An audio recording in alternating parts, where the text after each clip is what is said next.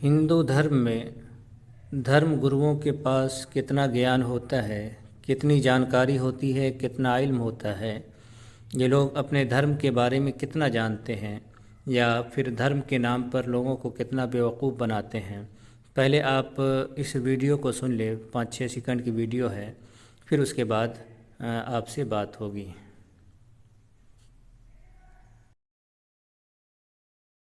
मांस शेर के लिए है, बिल्ली के लिए है, कुत्ता के लिए है। क्या आप कुत्ता हैं? क्या आप बिल्ली हैं? क्या आप शेर हैं? क्या आप चीता हैं? आप ये धर्मगुरु, ये पंडित जी कह रहे थे कि मांस खाना जानवरों का काम है। शेर, बिल्ली, कुत्ता वगैरह ये जानवर मांस खाते हैं और इसी का काम मांस खाना है। इंसानों का काम मांस खाना नहीं है। ये बता रहे थे, या आप समझ लें इनकी बात से कि ये कह रहे हैं कि जानवरों का काम है मांस खाना, गोश्त खाना। अब देखें, ये जो आपके सामने पुस्तक खुली हुई है, इस पुस्तक का नाम है व्यास स्मृति। व्यास हिंदू धर्म में सबसे बड़ा नाम है। हिंदू धर्म की बुनियाद ही व्यास जी पर खड़ी हुई है। जितने धर्म ग्रंथ आपको दिखेंगे उनमें से अधिकतर इन्हीं की लिखी हुई है। इक्का दुक्का कोई किसी और नाम से हो तो हो, लेकिन अक्सर पुस्तकें जो है वो व्यास जी ही के नाम से हैं। तो ये बहुत बड़ा नाम है, सबसे बड़ा नाम है।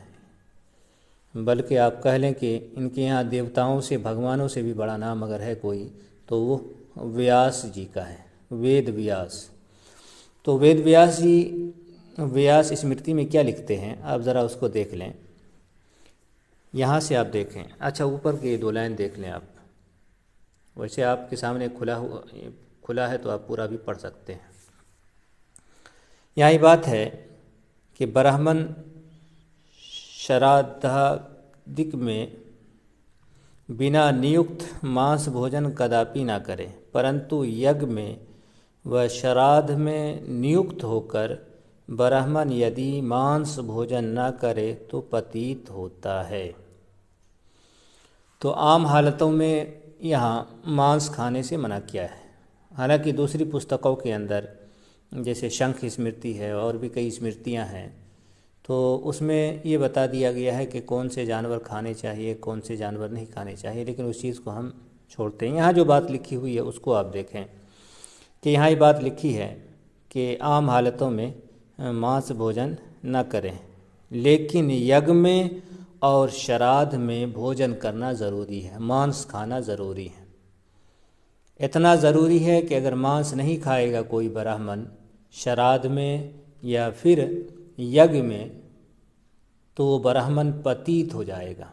पतित का मतलब होता है धर्म से गिर जाना, अधर्म हो जाना, धर्म से बाहर हो जाना, धर्म से निकल जाना। और पतित, खैर ये चीज़ आपके सामने आ गई है। तो पतित क्या है, तो पतित के बारे में हम थोड़ा सा आपको दिखा देते हैं, उसके बाद फिर बात करेंगे और आप समझ जाइएगा कि बात क्या है।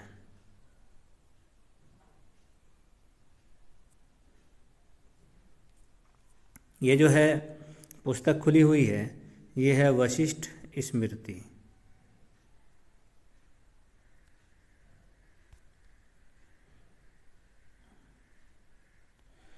वशिष्ठ स्मृति के अंदर मैं दिखाता हूँ आपको कि पतित का क्या मतलब होता है।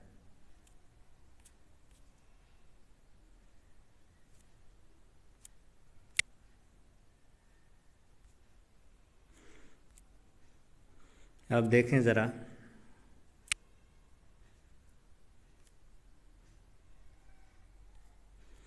पहले अध्याय मतलब शुरू ही में लिखा हुआ है, ये तो ही बात है।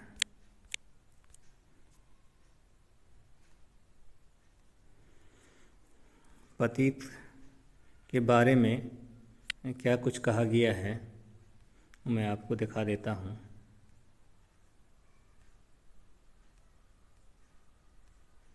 आ गया है अब।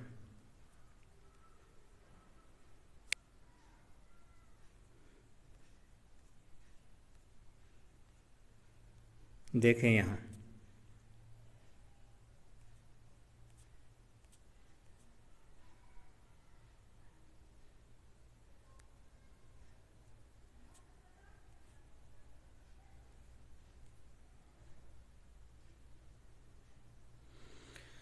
यहाँ देखें, इन सब विषयों में पंडितों ने कहा है कि पतित के साथ 1 वर्ष तक संग, 1 वर्ष तक यज्ञ करना, पढ़ाना, संबंध करना, भोजन जलपान बैठना, इनके करने से मनुष्य पतित हो जाता है। यानी पतित के साथ बैठना भी, भोजन करना भी, पानी पीना, खाना उठना, ये सब है। और ये भी कहा है कि विधियाँ नष्ट होने पर फिर भी मिल सकती है, परंतु जाति का नाश होने पर सर्वनाश होता है। वंश की मर्यादा के बल से घोड़ा भी सम्मान पाता है, इस कारण अच्छे वंश की स्त्री के साथ विवाह करें। तो यहाँ पतित के बारे में ये बात आई है कि पतित के साथ ना बात करना है, ना कुछ करना है, ये सब चीज़ें आई हैं। तो वहाँ ये बात आई थी कि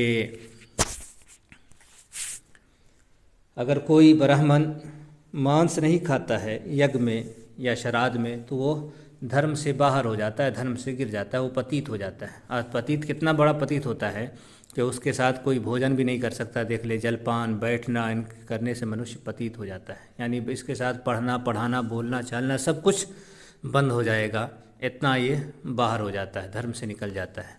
तो ये है पतित। और ये है, अब इससे आप समझ सकते हैं कि हिंदू धर्म में मांस खाना कितना ज़रूरी और कितना अहम है।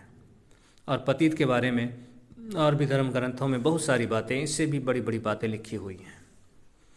तो ये है, एक तरफ ये लोग कह रहे हैं कि मांस जानवर खाता है, और दूसरी तरफ ये धर्म ग्रंथ के अंदर है कि मांस खाना ज़रूरी है ब्राह्मणों के लिए ख़ास करके, और नीचे ब्राह्मण, क्षत्रिय, वैश्य के बारे में भी।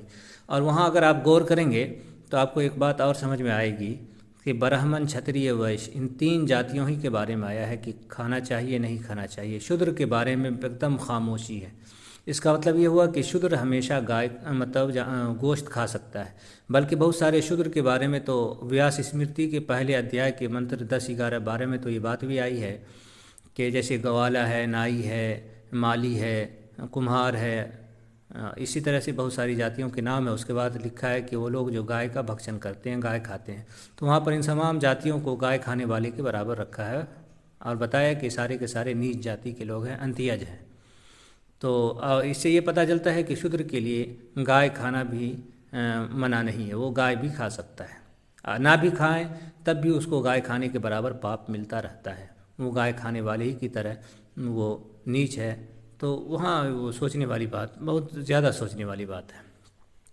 तो आप समझ गए होंगे कि ये लोग जानते नहीं। हालांकि धर्म ग्रंथों में 50 जगहों पे गोश्त खाने की बात आई है, 50 जगहों पे, लेकिन पता नहीं ये लोग एक चीज़ को पकड़ लिए। हाँ, ये बात है, कहीं कहीं पर मना भी किया है कि गोश्त नहीं खाना चाहिए, तो ये लोग उसी को पकड़ करके बाकी और जितनी बातें हैं उसको भूल जाते हैं। हालांकि धर्म ग्रंथ में अगर कहीं लिखा हुआ है तो जो बात स्मृति के अंदर लिखी होती है वही बात ज़्यादा काबिल कबूल होती है।